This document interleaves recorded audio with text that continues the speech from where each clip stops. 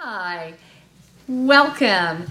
I am Lynn Tatum, Director of Volunteer Services at Homestead Hospice. We have the privilege and the honor of having veterans with us today that will be leaving tomorrow on the honor flight. Today we are going to be doing some interviews, more personal type interviews, and we're going to begin starting today with Mr. Ken Wilson and his father Porter. Now Porter is a World War II veteran, and then you have Ken, who's a Vietnam veteran. So we're going to kind of go to both sides of the spectrum today on the very first interview. After that, we're going to have Mr. Leonard Crane come in. He's another Vietnam veteran. And then we're going to wrap it up by having Mr. Raymond Bryant, who is a World War II veteran, come in and share his story. The beauty of today is that we get to share the gift they gave us many, many years ago in some cases. So thank you for allowing us to be here. And know that this is all taken care of today by the Hope Foundation, which is a fabulous portion of Homestead Hospice. So if you remember, Homestead Hospice, where life's most important journey begins. Now I'm going to turn it over and let the two guys have a little chat with you. My name is Walter Bryant, and I'm here with my father, Raymond Bryant. And we are very, very grateful for this opportunity. And if I may, as I understand, I'm going to ask my father some questions about World War II. You may cue us on these some. Daddy, just tell them who you are, say. Well, and you can talk to each other. Okay, very good. Okay. So, in any case, what was your name, rank, and serial number and all that good stuff? 3483 1033. I thought so. Okay. But I was a surgical technician. I worked in surgery in El Paso. Because that my MOS was 681, and I ended up overseas just before the breakthrough, and they took half In Europe. in Europe, and I went over to Queen Elizabeth, and they took nothing but medics and nurses, and they took half of the medics and give them 2 weeks rifle training, and I stayed a medic, and I went on a little from England. I went on a little bitty fishing boat. There's about 25, 30 feet long, and in a little cabin up there, and it had a plaque on the front of it that it carried troops over on World War I. And it was a little bitty thing. And anyway, I ended up in Luxembourg in the 4th Infantry Division, 12th Regiment. And I worked as a little bearer, bringing them in, and we did that mostly at night. And because it'd snow and all, they'd see you better.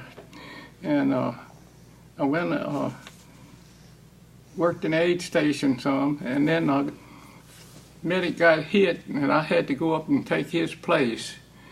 And I was a surgical technician. Here I am out here doing what a basic training medic could do. And I had 4 machine guns to take care of. Or the group that you were with had 4. And you were under General Patton, right? Yeah. And this was in Luxembourg, but we went into Germany. And, when we went to Bastogne, about after we was down in Luxembourg, and we kept the buds from getting bigger, which they had just come out of the Hurtgen forest, and we was to replace those that was lost in the Hurtgen forest.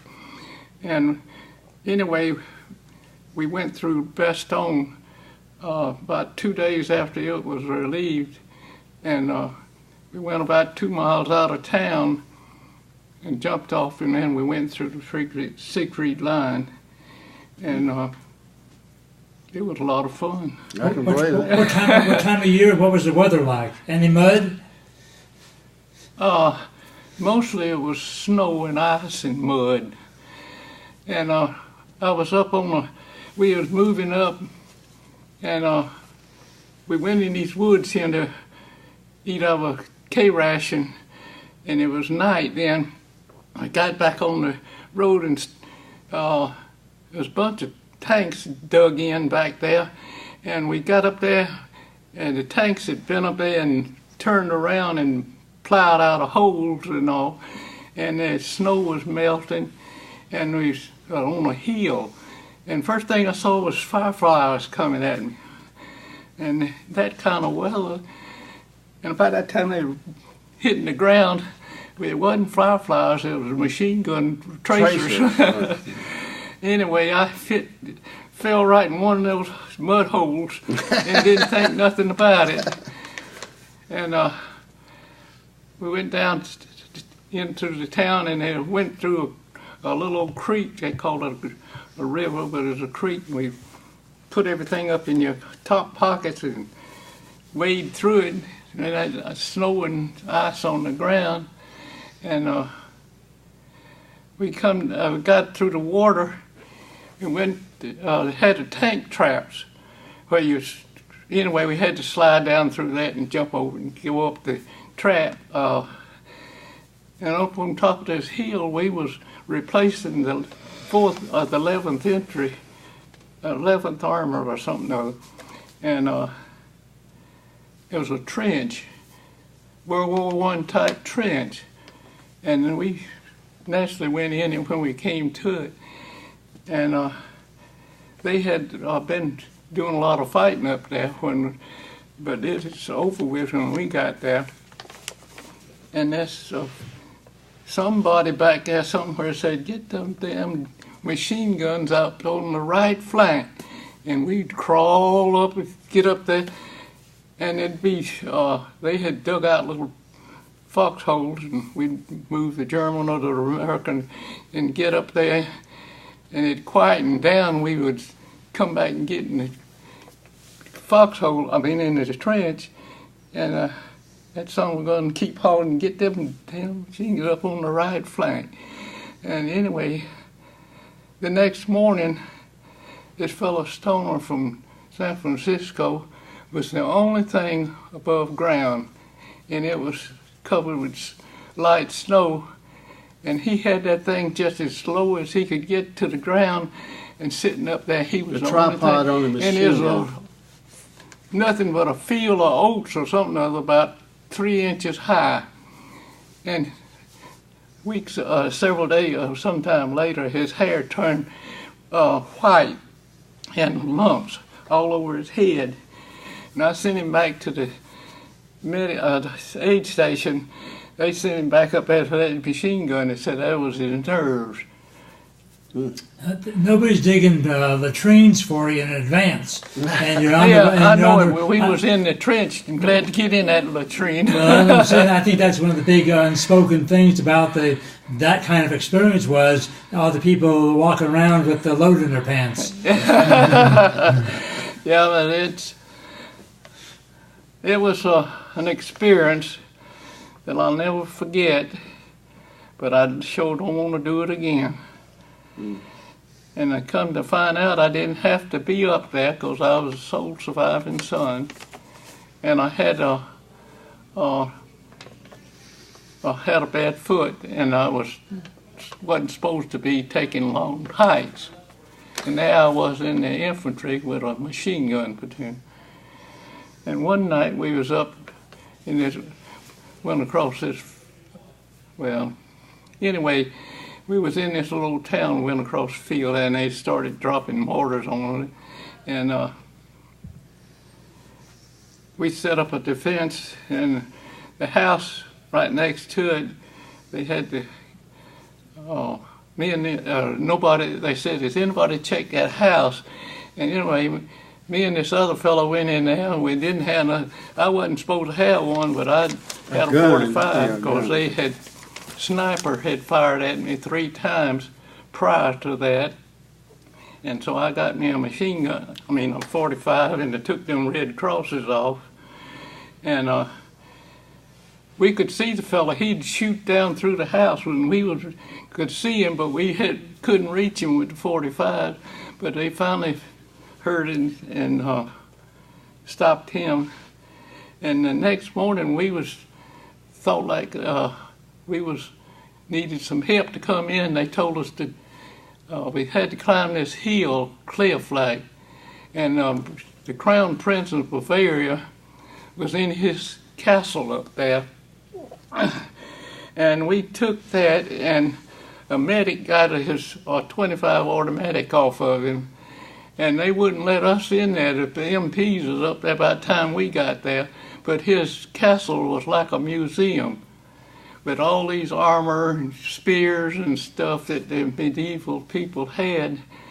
But the MPs got up there about as quick as we did, because we would have looted the dickens out of it. But that's just one thing. Well, look at this, Daddy. Tell me about something funny. Can you remember anything funny that happened in I enjoyed it. I just had. I can believe that. Can you think of anything that was humorous or well, like that? After you had a battle or something other, you didn't settle down. Mm-hmm. Everybody get to talking and tell about so and so done. He was doing so and so over here, and this one was running, and we just couldn't. They just kid each other. Yeah, we're just telling about each other what they did. Okay. Very good. Well, I have some more questions here. How long were you in Europe about? How many days, weeks, months, or years were you in Europe, you think? Well, I was in there 30 months, and I got over there. I was in basic training in school. I was over there about a year and a half. All right. Wow. Oh, tell me about that. Tell me about that castle you went to. Oh, I had went with a raider platoon behind the lines to get this fella out that had been hit. And this fella, they had to fall back. It wasn't out. It was another part of the division. Anyway, they had to fall back. So this fella run, and he got hit in the rear. And he was close to the house, the first house in the town, and he crawled and got in the house. And this old fella had some cows. He had to milk and all done to run the cows. And the old man went in the house and found him and gave him some milk. And then he left. Was he a German? The Germans came in later. And the old man anyway, they came in later. And the Germans, he lay there like he was dead. He hadn't been long enough for his rigor mortis and anything. And they took his ring, his watch, and his billfold, and his boots. And he lay there like he was dead. And then later, the raider platoon run into that old man, and he told him about him being in the house. And they said, well, we went in and give him something to eat, and said, we're not prepared to take you out tonight, but we'll come for you tomorrow night. And like a fool, me and three others volunteered to go get him in a litter. And we got caught back there, and we went across a foot log going, but we didn't look for it when we came back. And I went, anyway, I went, later on I run a temperature of 104 as I got back. Look at this, Daddy. Tell them about the castle. Tell them about the castle. Well, anyway, I went to the hospital, and I don't remember anything. They opened that. We had 2 Germans on the litter and 3 of us sitting on the side. And when I backed up to the field hospital, they opened the door, and my mind went blank. And to this day, I don't remember seeing a doctor or going in there or nothing. when I came to, I don't even know what country I was in because it's France, Belgium, and Luxembourg right there. And I don't know how long I was there or what, but I woke up when the nurse was giving me a alcohol back rub, and I woke up. And I was in a two-story brick building. Okay, tell them about the castle. Then I was left there in the Repo Depot. I went up to Bouillon, Belgium, and I was in a schoolhouse, and across the gate to go, it had a brick fence around the school. But anyway, across the street was this house that these two girls was in, and me and this other fellow. They took us up to this Bouillon, Belgium castle, and it was started in the 10th century. And the fellow that had it, he hawked it or sold it to us, somebody, so he could get money to go on the first crusades to the Holy Land. And he became the governor of the Holy Land. And anyway, that's where he died at. But it was started back in the 10th century, and it was drawbridges. It was a typical, beautiful place with the two drawbridges. And I told my children as they was coming up about it, and I told them you go into the wall, the brick of the mountain part of it or whatever. There's a well on the left. In the hallway. In a hallway, like. And I said, you can take a stone and drop it in there, and you hear it, and finally hit the water. And you look out there, this river made a horseshoe, and it was right between it. And the British had bombed a bridge that went over to it, and then during the war, Luxembourg rebuilt that, replaced that bridge because it had damaged a part of the castle, and it's pretty important, and so forth. But and then in 1998, my son and his wife took me back over there, and we went through the same castle. Same place, and he had to drop a stone in there to see if I was. It went tick, tick, tick, tick, tick, tick, tick, poof, like that in the water. Yeah. That's how deep it was. And so I told him about it when they was growing up, and now he was living the same thing I saw. And Daddy never lies. I know, but that was like the thing now, like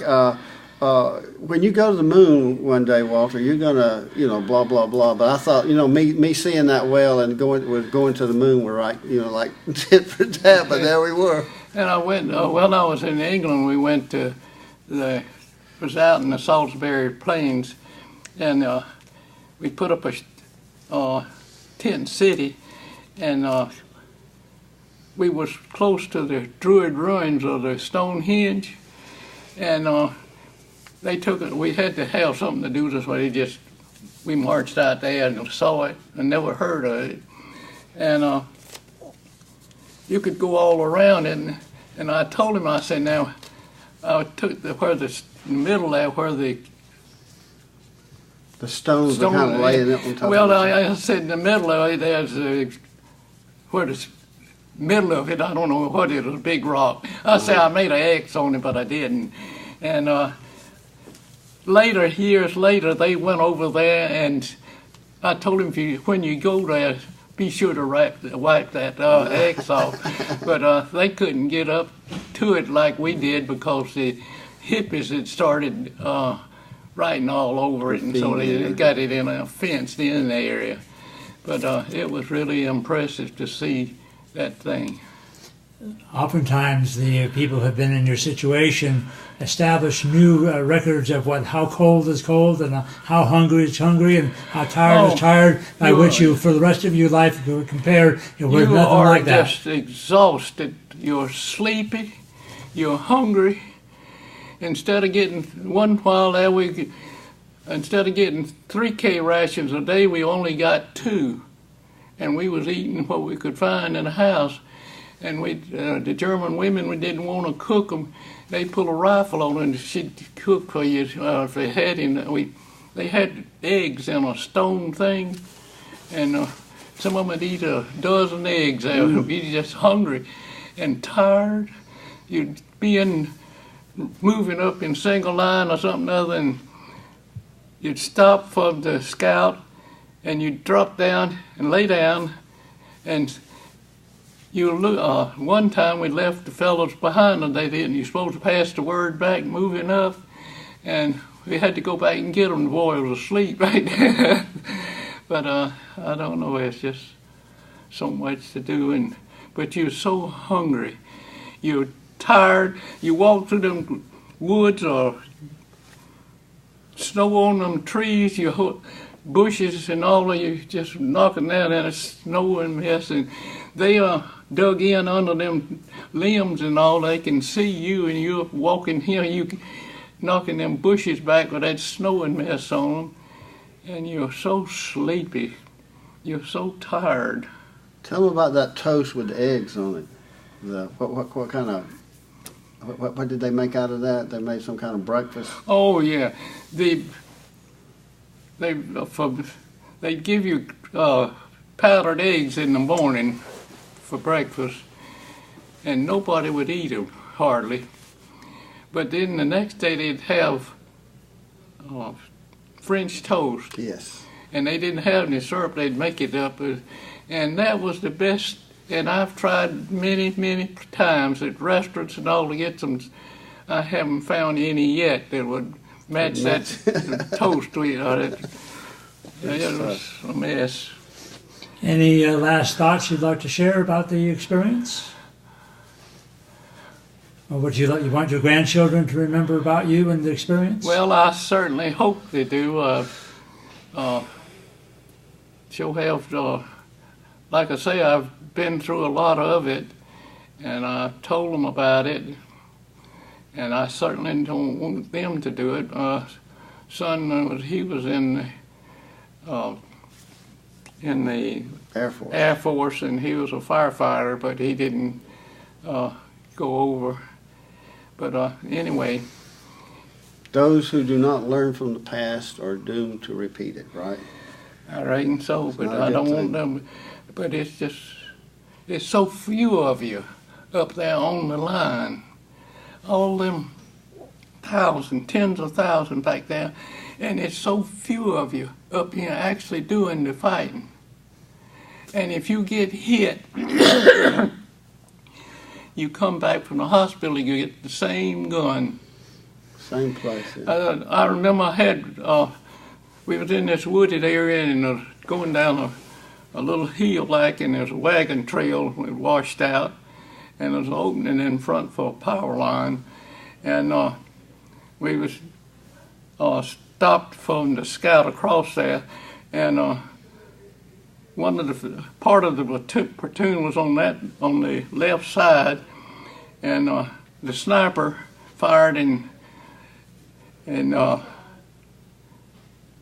he got hit, and so then he hollered for me, and so I dashed across the opening to get to him, and when I did, he fired at me, and then I hit the ground, got over and stayed as low as I could, and I must have stuck that red cross up there for him to see, and he fired again and knocked dirt on both of us face, and I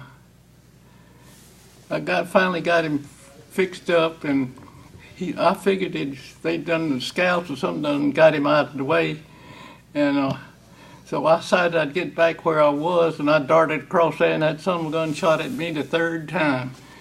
And that's when you took the red. That's when I took them red crosses off, and I got a 45 that night and carried it. We thank you for your service. Sir? We thank you for your service. Thank you. I'm glad to pass the word along so somebody will understand what's going on. It's rough, it's tough, and very few want to go back. I'm proud to have served.